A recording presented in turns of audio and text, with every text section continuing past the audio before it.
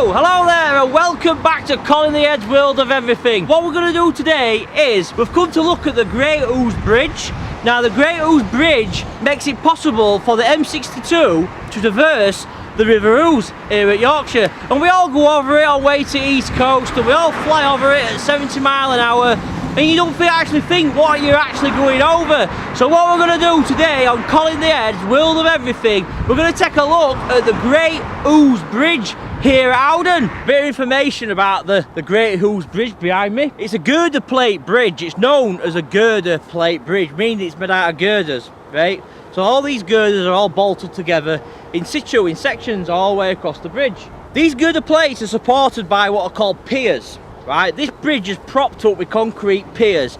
If you can look behind me, you can see the concrete piers, the squares, they're piers. They're supporting the actual weight of the actual motorway on top of the girders. Now, in total, this bridge has got 29 piers. So there's 29 piers from end to end.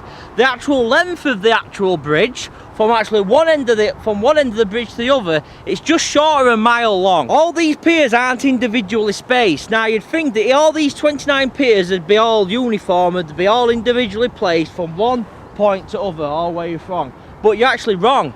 The actual ones you can see behind me that are actually in the River Ouse itself, as you see these big concrete buttresses at the bottom, right?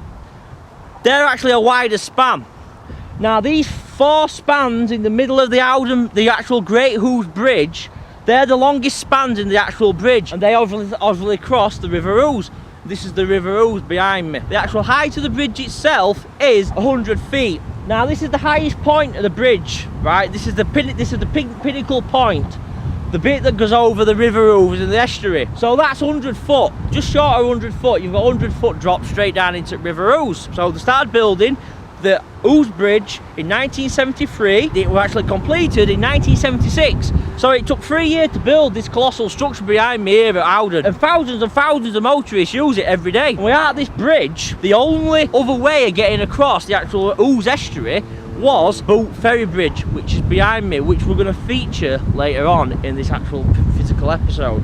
It's the last piece of actual infrastructure, main infrastructure. I said main infrastructure because there were obviously infrastructure built after this point as the M62 moved towards Hull, but the actual main piece of motorway infrastructure is the last piece, because what it is in this part of the world is it's very flat. What you'll find about this part of the world is very flat and there's no hills. So when they come to build M62, they didn't have a lot of stuff to actually go over, only the Ouse estuary. Now can I also add, the actual Ouse estuary at this point is actually tidal. It's a tidal estuary. So obviously the water levels rise up and down, and you do get a lot of craft going up underneath this bridge. Hence why these big concrete embankment stanchions, buttresses, have been installed. You know, it's something you'd really find out to see. We're quite a few miles inland, but we are actually still on a tidal estuary, as you can see. You can still see the sandbanks, and you can see where the water line's been. It's wet sand, for instance, so that indicates to me the tide has been higher today. And another thing that indicates to me is most of the water's running out, so that means tide must be going out at the moment. But this is tidal.